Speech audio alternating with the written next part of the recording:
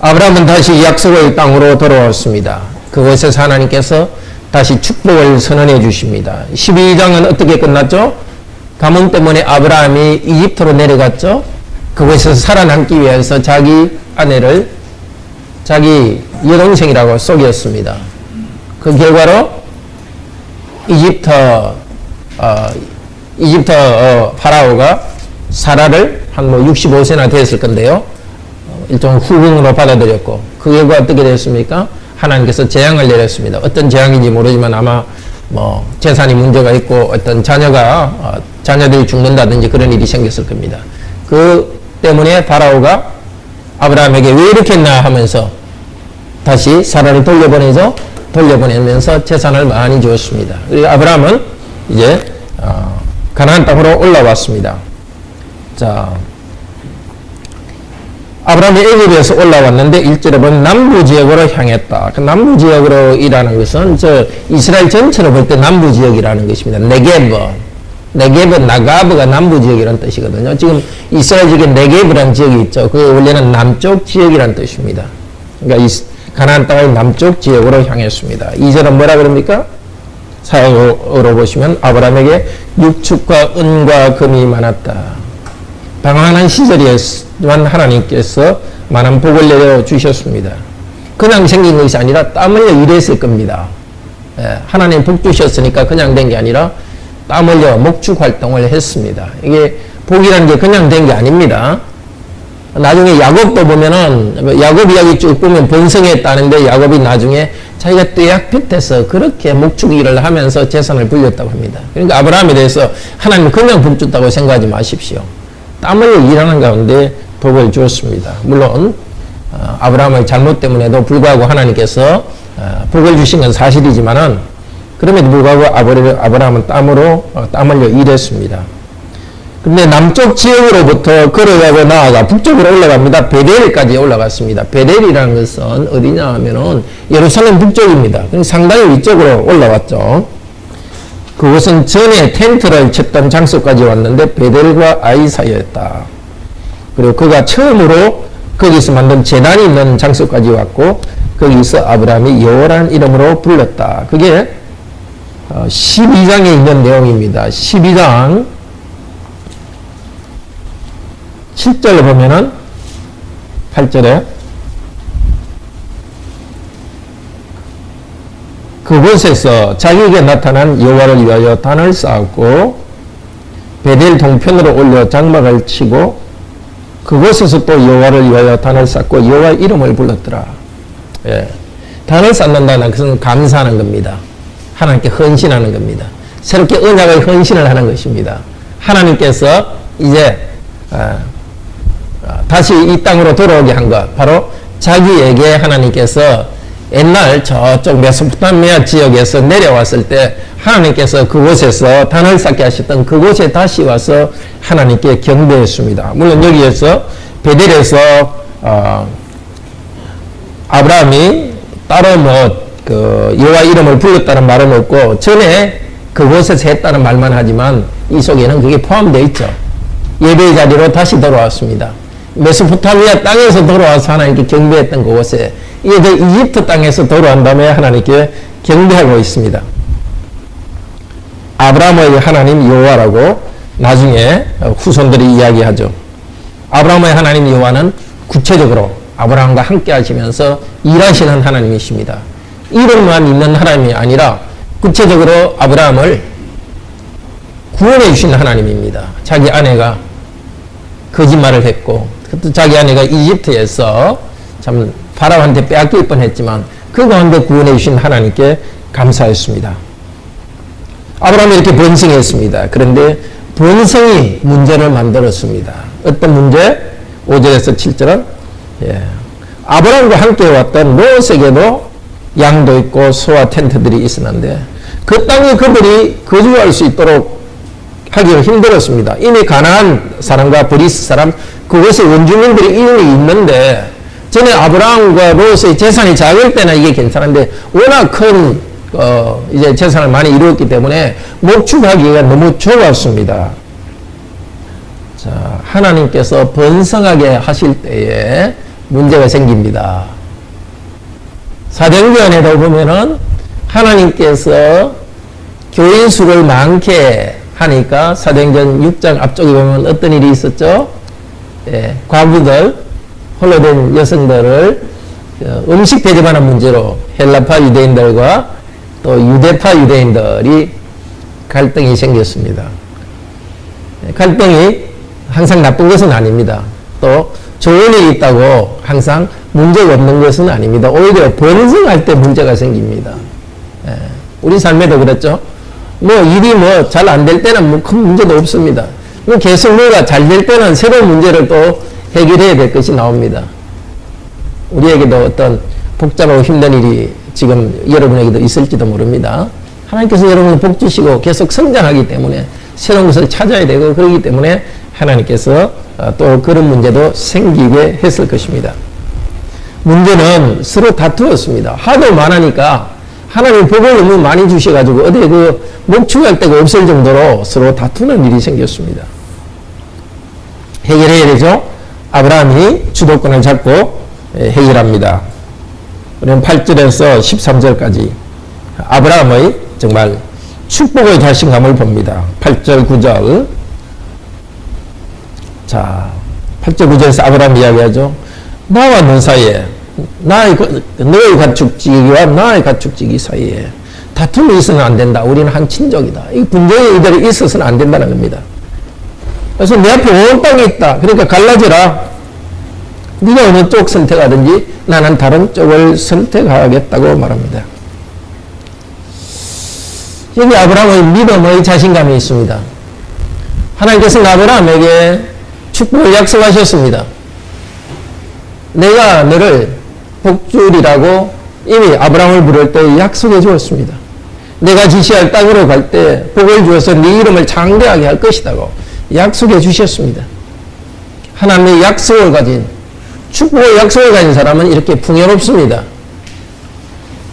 물론 우리가 이 말씀을 가지고 모든 걸 양보하라는 뜻이 아닙니다. 어떤 여러분이 기업을 경제한다면은 혹시 경매 수주를 타기 위해서 수주를 받기 위해서 경쟁도 해야 될 것이고 또 어떤 회사에 취직하기 위해서는 열심히 공부해가지고 거기 통과해야 됩니다. 열심히 노력해야 됩니다. 근데 이 경우는 어떤 경우냐 하면은 뭐 제로섬 게임이라 합니까? 이 둘 중에 어느 하나를 선택할 수밖에 없는 겁니다. 두 사람이 갈라져야 되는데 결국은 어느 쪽으로 갈 건가 하는 것을 정해야 됩니다. 분명히 눈에 보기에 비옥한 것도 있고 비옥하지 않은 것도 있습니다. 다른 방법이 있으면 뭐 모르는데 이 둘 중에 하나밖에 없습니다. 뭔가 이렇게 지역을 선택해야 되는데 이런 소위 말하는 제로섬 게임에서는 어느 한쪽이 없는 만큼 다른 쪽은 이런 경우에 어떻게 해야 되는가? 특별히 함께 믿음의 식구들이 이럴 경우에 어떻게 해야 되는가? 그럴 때는 아브라함의 길을 택해야 되겠죠. 당신이 좋은 걸 택해라. 그럼 나는 다른 걸 하겠다. 믿지 않는 사람에 대해서 항상 그렇게 하라는 뜻도 아니고 또 믿지 않는 사람에 대해서 또 그렇게 해야 될 때도 있겠죠. 둘 중에 하나가 약간 손해를 보고 한 사람이 이익을 보여야 될 경우라면은 우리들은 좀 손해보는 것을 택할 수 있습니다. 왜냐하면 하나님께서는 우리를 하나님 백성으로 삼으셨고 아브라함의 믿음의 후손으로서 우리도 생존과 번성하도록 땅을 다스리고 정복하도록 약속했기 때문에 이 아브라함의 복 안에서 우리도 복이 들어 있습니다. 하나님 나라 의를 따를 때 하나님께서 먹고 마시는 문제를 복 주신다고 약속했기 때문에 우리는 풍요롭게 넉넉하게 선택합니다. 자, 롯은 어떻게 택합니까? 10절에 보면 쭉 이렇게 둘러봅니다. 아마 높은 곳에서 봤겠죠? 요단 평지를 보니까 물이 푹 모였습니다. 10절에 여호와께서 소돔 고모라를 멸하시기 전이었기 때문에 여호와의 동산 같았고, 여호와의 동산이 뭐죠? 에덴 동산 같았다는 겁니다. 예. 너무나 그 천연 조건이 좋고, 그러니까 상당히 요단강이 흘러가는 쪽이거든요. 바로 소돔 고모라가 그쪽 북쪽에 그 갈릴리 호수하고 남쪽에 사해 사이에 그 요단강이 흘러가는 곳이니까 너무너무 풍요로웠습니다. 그러므로 롯은 요단 평지를 택했습니다. 그 풍요로운 곳으로 택했고 동쪽으로 옮겼고 서로 갈라졌습니다. 아브라함은 그냥 그대로 남았습니다. 근데 13절 뭐라 하죠? 한번 읽읍시다. 그런데 소돔 사람들은 악하여 여호와 앞에 큰 죄인들이었다. 말하자면 이 스토리텔링 해주는 성령님의 코멘트죠. 롯은 풍요로운 곳을 택했지만 그가 택한 풍요로운 곳에 사는 사람들은 여호와 앞에 큰 죄인들이었다. 이미 또 10절에서 소돔 고모라를 멸하시기 전이었기 때문에 죄인들을 멸하시는 하나님에 대해서 소개하고 있습니다. 그래서 롯에 대해서 이 성경 본문은 분명히 말하고 있지는 않지만 이 이야기 흐름을 통해서 뭔가 말해주는 것 같습니다. 소돔 고모라 사람들은 여호와 앞에 큰 죄인들이었는데 롯은 죄인들이 사는 곳을 선택했습니다. 풍요를 위해서 죄인들과 한 공동체 되기를 선택했습니다. 롯이 그것을 알았다고 분명히 말하고 있지는 않습니다. 그래서 자세히 알 수는 없습니다. 그렇지만은 이 이야기의 흐름은 롯이 어느 정도는 알았다는 것을 암시해주고 있습니다. 이미 가나안 땅을 갖다 둘러다녔기 때문에 계속 롯과 아브라함이 계속해서 이 가나안 땅을 유목민으로서 계속 다녔기 때문에 어느 정도 그곳의 문화를 안 것 같습니다. 자, 롯은 죄인들이 만든 번영을 택했습니다. 확실히 그쪽에 죄인을 할 수 없지만 상당히 죄가 있기 때문에 번영하는 곳, 그런 것을 택했습니다. 우리는 어떻습니까? 우리가 단순히 경제적으로 많이 번영할 수 있다는 것 때문에 그냥 다른 것은 고려 안 하고 그것을 혹시 택하지는 않습니까?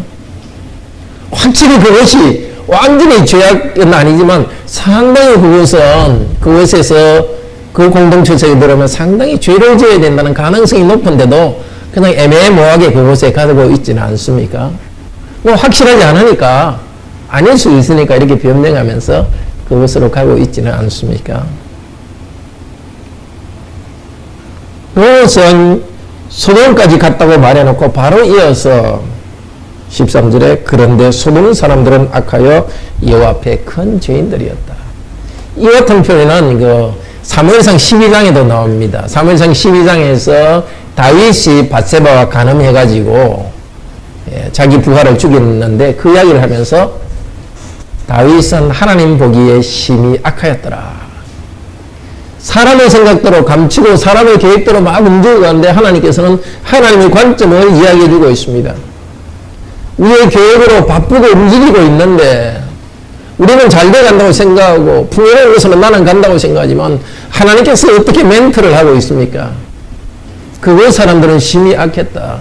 심히 악한 사람을 향해서 우리는 들어가고 있지는 않습니까? 친구들도 뭔가 그 친구 사귀면은 이익이 될 것 같으니까 심히 악한 줄 알면서도 그 사람의 친구가 되려고 하지는 않습니까? 우리는 세상에 섞여 삽니다. 세상을 떠나서는 안 됩니다. 세상에 섞여 살지만 그러나 우리가 거룩하게 살 수 있는 곳을 우리가 스스로 선택해야 됩니다. 왜냐하면 우리 자신이 약하고 악합니다. 결혼도 마찬가지죠. 내가 질 수 없는 짐, 그런 짐을 질 수 있는 건 아니죠. 결혼은 자선사업은 아니거든요. 결혼을 통해서 내가 결혼하는 사람과 비슷하게 되어가기 때문에 내가 과연 이 사람을 질 수 있는지를 알고 져야 되는 거죠. 상대방의 그 신앙이나 또 상대방의 성품이나 이것을 고려했어야 되는 거죠. 마찬가지로 내가 어떤 공동체와 직장이나 그걸 택할 때도 내가 마치 아주 그 악한 것에 영향을 받지 않는 것처럼 그렇게 교만해서는 안 됩니다. 물론 우리는 세상의 악과 싸우고 변화시켜 나가는 일이 우리의 사명이지만은 그 악이 많은 곳에 굳이 들어갈 이유는 없습니다. 그렇게 하는 것은 교만한 것입니다. 가능한 우리는 조심스럽게 제약이 적은 곳, 그리고 내가 감당할 수 있는 만한 곳으로 선택해야 됩니다. 그냥 풍요롭기 때문에 마치 내가 그 풍요를 얻기 위해서 그 악한 것을, 비록 악이 있지만 그 악을 견뎌낼 수 있는 것처럼 그렇게 자신을 높이 봐서는 안 됩니다. 고린도전서 10장에서 선줄로 아는 자는 넘어질까 조심하라 그랬습니다. 우리 자신의 약함을 알고서 정말 어떤 공동체를 택할지 그렇게 잘 택하기를 바랍니다. 이제 하나님께서는 축복을 다시 확인해 주십니다. 14절에 그런데 그때는 롯이 아브라함으로부터 갈라진 뒤에 여호와께서 아브라함에게 말했다. 롯이 아브라함으로부터 갈라진 뒤에 그때, 이 말 속에서 아브라함의 심정이 읽힙니다. 롯이 북녘의 곳으로 떠난 다음에 아브라함은, 성경 본문은 정확히 이야기하지 않지만은 아마 조금 인간인지라 조금 속이 썰했을지도 모릅니다. 이 풍요의 곳으로 보냈는데 나는 어떻게 될 것인가. 그게 사람입니다. 믿음의 사람도 믿음으로 결정하지만은, 그러나 그래도 좀 풍요로운 것을 내가 선택했으면 좋았을 때 내가 너무 희생하는 것 아닌가. 다 그런 게 있습니다. 믿음을 헌신한 사람은 정말 아무 유혹도 없이 그냥 믿음으로만 나가는 것은 아닙니다. 여호와께서 아브라함에게 나타나신 것, 특히 창세기의 흐름에서 볼 때는 여호와께서 나타나실 때는 믿음이 흔들릴 때 주로 나타납니다. 그 언약을 맺을 때도 하나님께서 믿음을 강하게 해주실 때 나타납니다. 아브라함은 하나님께서 이미 약속을 받았고 그 약속 가운데서 약속을 믿고 나아가고 있습니다. 그런데 하나님께서 직접 나타나서 말씀하실 때는 믿음이 흔들릴 위기 상황에서 나타납니다. 그래서 하나님이 나타나서 말씀했다는 것은 아브라함이 어느 정도 지금 좀 흔들리는 상태라 할 수 있습니다. 우리 사역으로 된 부분 같이 읽읍시다. 14절에 너는 문을 들어 같이 읽어봅시다. 너는 문을 들어 너 있는 곳에서 동서남북을 보아라. 내가 보는 모든 땅을 너와 내 씨에게 주리라. 영원히 내가 네 자손을 땅의 티끌 같게 하리라. 사람이 땅의 티끌을 셀 수가 있다면 내 씨도 세리라. 너는 일어나 그 땅의 길이로 너비로 걸어다녀 보아라. 진실로 그것을 내게 주리라. 롯은 동쪽으로 갔습니다. 동쪽 평원으로 갔습니다. 하나님께서는 아브라함아 눈을 들어서 동서남북을 바라보라고 하십니다.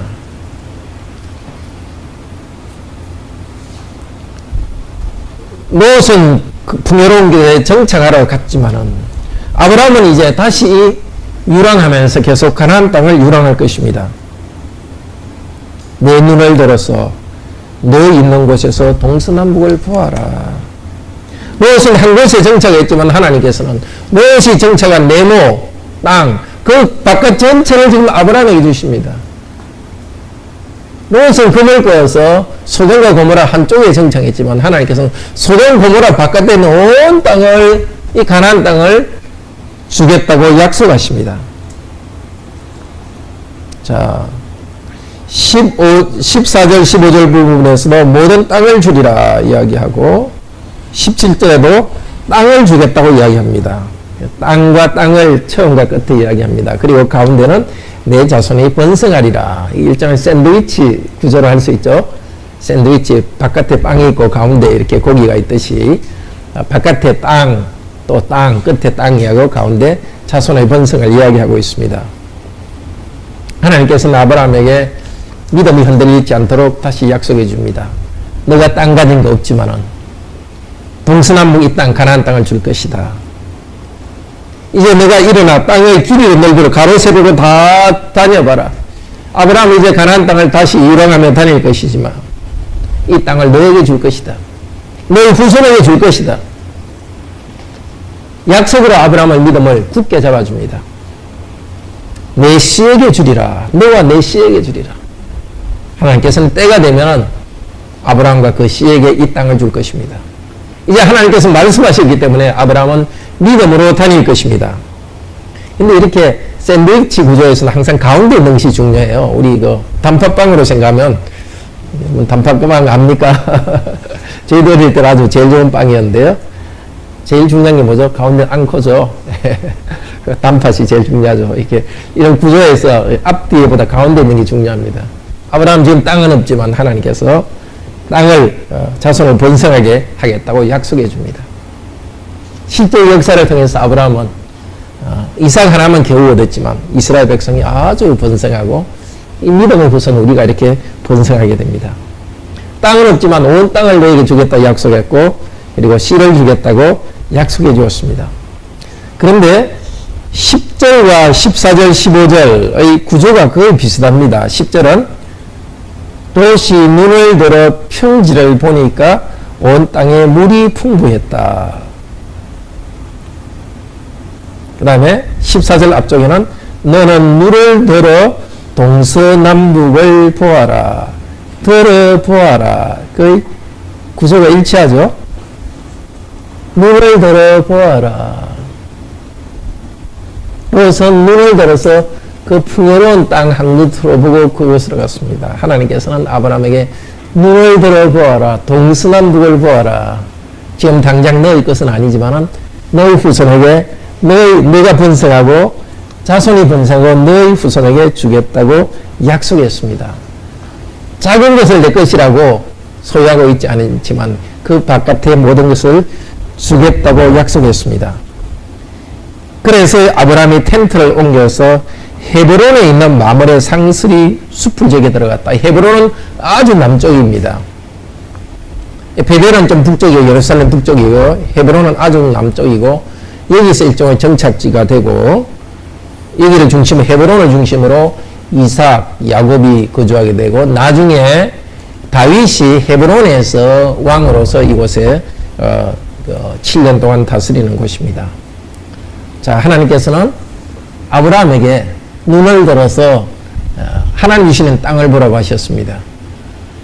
무엇과의 사이에서 네가 오른쪽 하면 나는 왼쪽 하겠다고 온유했던 아브라함에게 하나님께서는 약속하셨습니다. 믿음이 흔들리는 아브라함에게 당장 주시지는 않으면서 다시 약속했고 약속을 믿고서 아브라함은 인생길을 걸어갔습니다.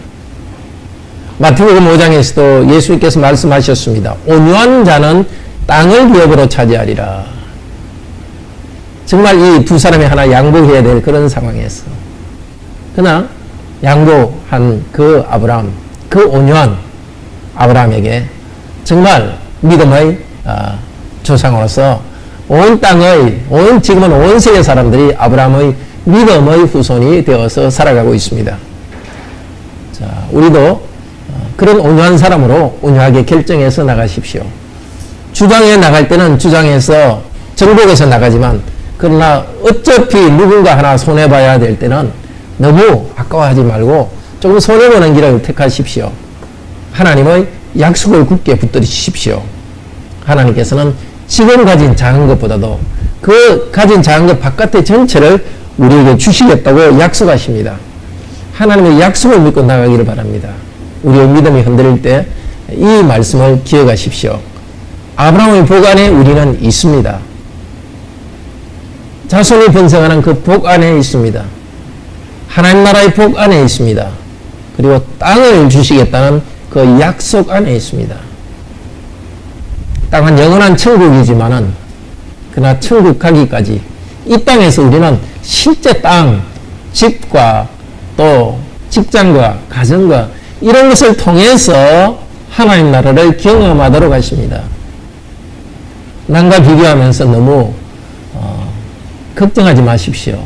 더 좋은 곳에 풍요롭게 정착한 것 같지만은 하나님은 여러분에게 주실 또 기업이 있습니다. 당장 이루어지지 않더라도 너무 걱정하지 마십시오. 인생의 긴 과정을 통해서 하나님께서는 가능성의 그곳에서 여러분에게 주실 것입니다. 좀 더 정착하고 안정될 그날이 언제 올지 알 수 없습니다. 그렇지만 하나님이 주신 삶의 길을 한 발자국 한 발자국 걸어가십시오.